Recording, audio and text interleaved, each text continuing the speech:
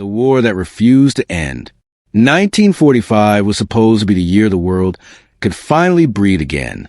In Europe, the nightmare had ended. Berlin lay in ruins, its streets choked with rubble, its symbols shattered, its banners torn down. Adolf Hitler was dead. The Third Reich, which had plunged the world into blood and fire, was finished. Across Allied nations, church bells rang. Crowds filled streets. Newspapers printed a single word in towering letters: victory. But victory, it turned out, was incomplete. Half a world away, the war still burned. In the Pacific, there were no parades, only heat, hunger, and exhaustion. Japanese forces remained entrenched across island chains and mainland strongholds, fighting with a ferocity that defied logic and expectation. Even as Germany collapsed, Japan showed no sign of surrender. The imperial government spoke in the language of honor, sacrifice, and total resistance. For them, defeat was not merely unacceptable, it was unthinkable. Every island captured had come at a terrible cost. Iwo Jima, Okinawa, names that became synonyms for slaughter. American planners studied casualty reports with mounting dread. On Okinawa alone, tens of thousands were dead. Civilian soldiers, entire landscapes erased. And yet, even after such devastation, Japanese defenses did not break. They adapted. They dug deeper. They fought harder. The lesson was terrifyingly clear. If Japan could fight this way on distant islands, how would it fight on its homeland? In Washington, the mood was not celebratory, it was grim. Maps of Japan were spread across tables. Intelligence reports stacked higher by the day. One word haunted every briefing room: invasion. Operation Downfall, the largest amphibious assault in human history. Millions of Allied troops crossing beaches bristling with defenses. Cities turned into fortresses. Civilians mobilized. Children trained with bamboo spears. Estimates varied, but even the most optimistic projections predicted catastrophic losses. Hundreds of thousands of American casualties. Perhaps more. Japanese losses? Unimaginable. The war was won in Europe, but it threatened to become endless in Asia. Meanwhile, the clock was ticking.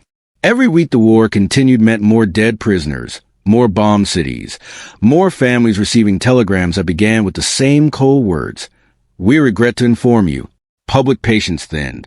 Soldiers who had fought for years wondered if they would ever go home. Mothers, wives, and fathers waited, counting days that refused to end. President Harry S. Truman had inherited more than a war. He had inherited a dilemma with no clean solution. Negotiate? Japan rejected unconditional surrender. Invade? The cost would scar a generation. Blockade and bomb? Time would bleed lives slowly instead of swiftly. There was no good answer, only terrible ones. And beneath the surface, far from public view, buried under layers of secrecy, something else was stirring. A project so vast, so expensive, and so secret that even many senior military leaders did not fully understand it. A weapon unlike anything ever used in human conflict. Not an evolution of warfare, but a transformation of it. At this moment in history, the world stood on a knife's edge, unaware that it was about to step into a new age. An age where wars could end in seconds, where cities could vanish in a single flash, where the line between victory and annihilation would blur forever. The war had refused to end, and in response, humanity was about to unleash one final answer, an answer that would not only end World War II, but redefine war itself. The decision was coming. The weapon the world was never meant to see. While the war consumed continents, another battlefield existed, one without trenches, without gunfire, without uniforms. It was hidden in deserts, forests, and laboratories, guarded by armed sentries. Known only by a name so ordinary, it concealed its true purpose: the Manhattan Project. To most Americans, it did not exist at all. At Los Alamos, New Mexico, some of the greatest scientific minds in history worked in isolation. Physicists, chemists, engineers, many of them refugees who had fled Europe just ahead of Nazi terror. They lived in secrecy, separated from families, forbidden from explaining their work even to one another in full. Letters were censored. Conversations monitored. Silence was mandatory. What they were building was not simply a bomb. It was a force drawn from the heart of matter itself. For centuries, humanity had fought wars with muscle, steel, and fire. This weapon would use something far more fundamental: the energy locked inside atoms. If unleashed correctly, it would produce an explosion not measured in tons, but in suns. Some scientists believed it could end the war instantly. Others feared it might end the world. The urgency was relentless. At first, the project was driven by fear that Nazi Germany might build such a weapon first. But by 1945, Germany was defeated. The original justification had vanished. The weapon remained. Now the question was no longer can it be built, but should it be used? Inside the project, doubts grew louder. Physicist Leo Szilard circulated petitions urging restraint. Others argued that a demonstration, an uninhabited island, a warning shot, might be enough. Some worried the explosion might ignite the atmosphere itself, a theoretical risk small, but not zero. Yet outside the labs, military logic dominated. The bomb was nearly ready. The war was still raging, and Japan still refused to surrender. In July 1945, President Truman traveled to Potsdam, Germany, to meet with Allied leaders. There, amid discussions of post-war borders and rebuilding Europe, the future of Japan, and perhaps humanity, hung in the balance. Truman was informed that the weapon worked. On July 16th, in the New Mexico desert, a blinding flash had turned night into day. Observers miles away felt the heat on their skin. A mushroom cloud rose into the sky. Beautiful, terrible, unprecedented. The atomic age had begun. Truman later wrote that he felt he now carried the most terrible bomb in the history of the world. But possession demanded choice. The Allies issued the Potsdam Declaration, warning Japan of prompt and utter destruction if it did not surrender. Japan did not respond. Whether through defiance, internal division, or disbelief, the message went unanswered. Japanese leaders debated endlessly. Some hoped to negotiate. Others insisted on fighting to the last. No unified decision emerged. Meanwhile, American forces prepared invasion plans in grim detail. Purple Heart medals were manufactured in advance, so many that they would supply casualties for decades to come. Pilots trained for kamikaze defense. Intelligence predicted fanatical resistance. The Pacific War had already proven that surrender was rare and costly. Every option led to death, but one option promised speed. The atomic bomb offered something no other weapon could: a shock so overwhelming that it might collapse the will to fight itself. No invasion, no drawn-out siege. One strike, perhaps two, and the war might finally end. Or so the reasoning went. The order was prepared. Targets were selected. Crews trained without being told exactly what they would carry. The weapon was named Little Boy, a name chilling in its innocence. By the end of July 1945, the machinery of history was in motion. The bomb was loaded onto a B-29 bomber on a remote Pacific island. The crew climbed aboard. The engines warmed. The decision was no longer theoretical. In a matter of days, the world would witness a power it could never unsee. And once unleashed, there would be no turning back. The day the sun fell on Hiroshima, August 6, 1945, 8:15 a.m.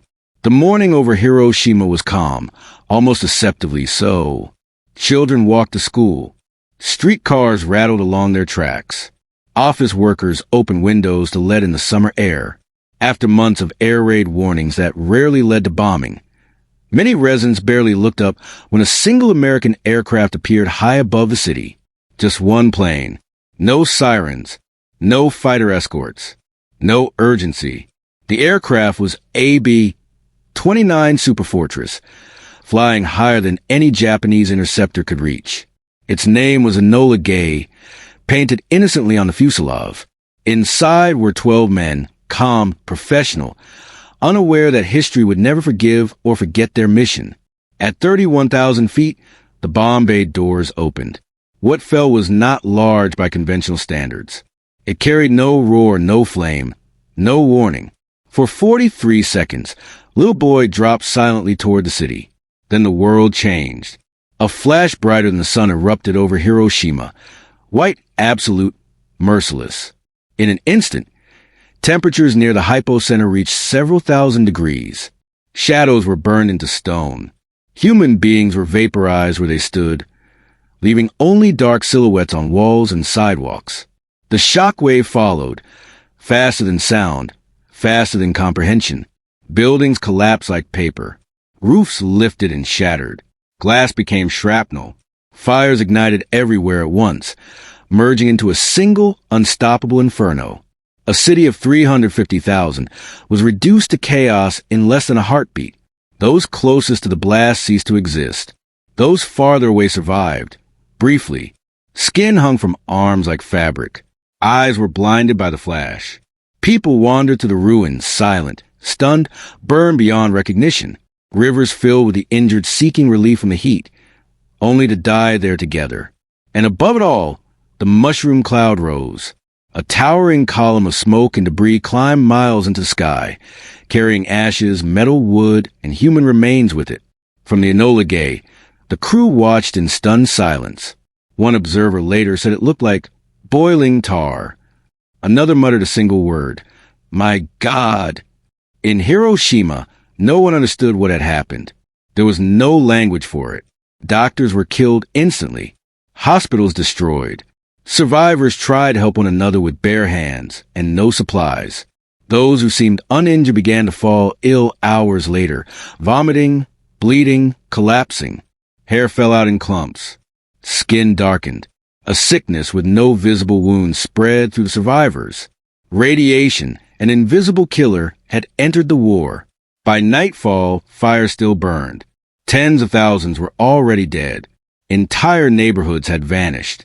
Communication with Tokyo was severed. When reconnaissance finally reached the city, even military officials struggled to comprehend the scale of destruction. One bomb, one plane, one city erased. Yet in Tokyo, the response was hesitation. Some leaders believed Hiroshima had been destroyed by conventional bombing, exaggerated by panic. Others argued that even if it were a new weapon, surrender would dishonor the nation. The military faction still held power, still believed endurance could force better terms. So Japan did not surrender. And as the smoke drifted eastward, carrying radioactive ash across the countryside, another bomb was already being prepared. The first strike had shattered a city. The second would shatter the illusion that this was a singular event. The world stood on the edge of something irreversible, and it was about to fall again. The second strike and the breaking point. August 9th, 1945. 3 days after Hiroshima. The world had barely absorbed the first detonation when history accelerated again. At dawn, another B-29 superfortress lifted from the runway on the island of Tinian. Its name was Boxcar. Its target was Kokura, a key Japanese industrial city packed with arsenals and factories. Inside its bomb bay rested Fat Man, a plutonium weapon far more complex and more powerful than the bomb dropped on Hiroshima. This time, Japan was on alert. Air defenses scanned the skies. Cities prepared for conventional raids. But the threat still felt abstract. Hiroshima was distant, unbelievable, a rumor more than a reality. Over Kokura, clouds rolled in thick and stubborn. Smoke from a previous firebombing obscured the aiming point. The crew circled again and again. Fuel ticked downward. Japanese anti-aircraft fire began to climb toward the aircraft's altitude, black puffs blooming uselessly far below. The mission could not continue. With fuel running dangerously low, the aircraft turned south toward its secondary target, Nagasaki. Unlike Hiroshima, Nagasaki was nestled between hills, an industrial city wrapped in valleys, home to shipyards and arms factories. Clouds still covered much of the city, but a break opened just wide enough. At 11:02 a.m., Fat Man was released. The explosion detonated slightly off target, sparing part of the city, but what it hit was obliterated. The blast tore through factories, churches, homes, and hillsides. The terrain funneled the destruction inward, compressing the force like a clenched fist. Tens of thousands died instantly. Steel twisted. Concrete disintegrated. Human beings were crushed, burned, and erased in a single blinding moment. Fires raged again. Survivors staggered through wreckage already coated in radioactive ash, still not knowing what poisoned the air they breathed. 2 cities, 2 bombs, 6 days. Japan's leadership was thrown into chaos. The Supreme War Council met in emergency session.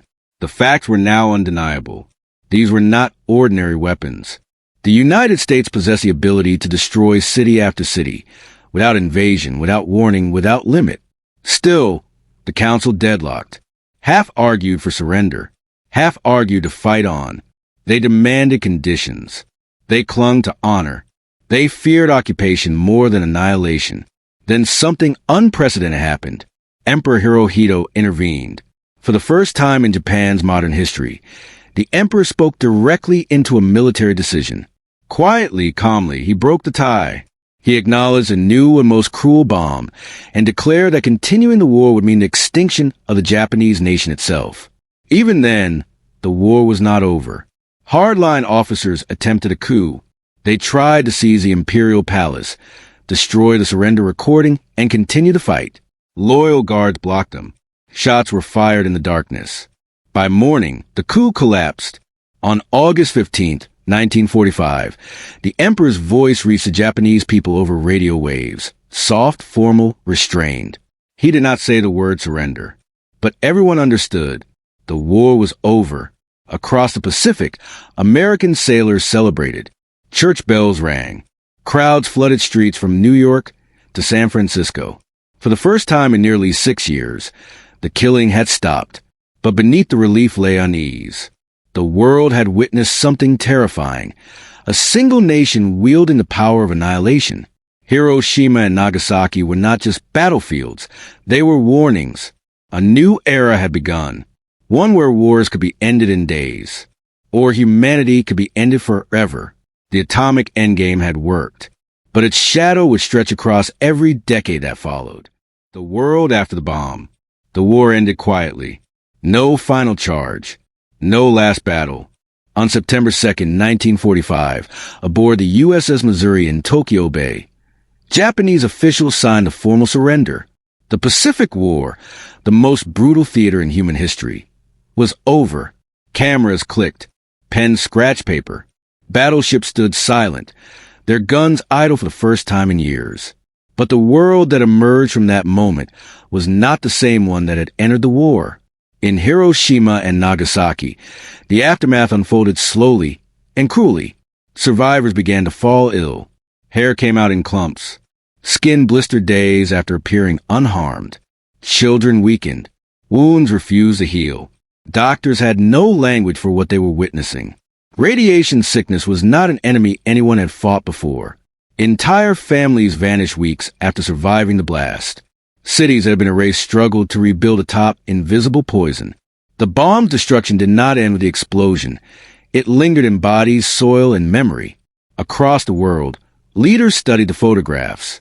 Cities flattened not by armies, but by physics. Military planners understood immediately. War had changed forever. No fleet, no army, no defense could stop a weapon that turned a city into a grave in seconds. Victory was no longer about territory. It was about survival. The United States had used the bomb first, but it would not be the last. Within 4 years, the Soviet Union tested its own atomic weapon. The arms race began almost instantly. Bigger bombs, faster delivery, deadlier yields. Hydrogen bombs that dwarf Hiroshima in power by unimaginable margins. The Cold War did not begin with speeches or borders. It began with fear. Fear of buttons. Fear of miscalculation. Fear that the next war would not end with surrender, but with silence. For the men who authorized the bombings, justification was immediate and relentless.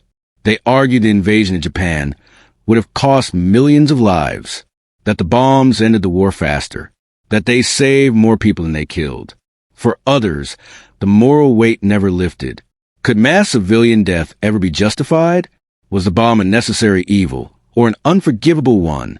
Did it end the war, or teach the world how to destroy itself? There are no easy answers. What is undeniable is this. After August 1945, humanity crossed a threshold it could never uncross. Every nuclear weapon built sends traces its lineage back to those two flashes of light over Japan. Every missile silo, every submarine, every warhead pointed at a city somewhere on Earth carries a legacy of Hiroshima and Nagasaki. The atomic age did not bring peace. It brought restraint, held together by terror. And yet, the bomb has not been used in war since.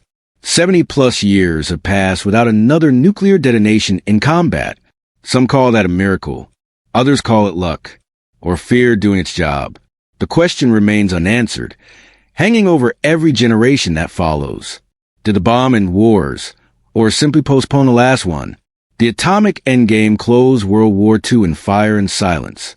But it opened a future where the survival of civilization depends not on strength, but on restraint. And that may be the most dangerous legacy of all. The shadow that never left. The war was over, but the shadow remained. In the years that followed 1945, the atomic bomb stopped being a weapon of war and became a constant presence in everyday life. Children practiced duck-and-cover drills in school classrooms.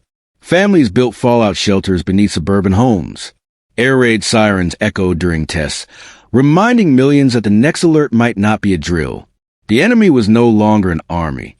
It was time. Scientists who once celebrated the triumph of physics began to warn the world.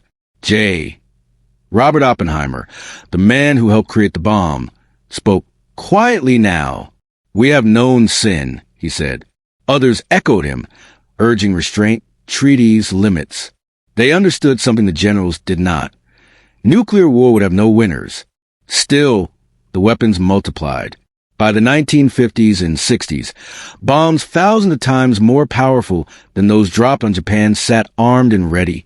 Missiles stood in silos, fueled and waiting.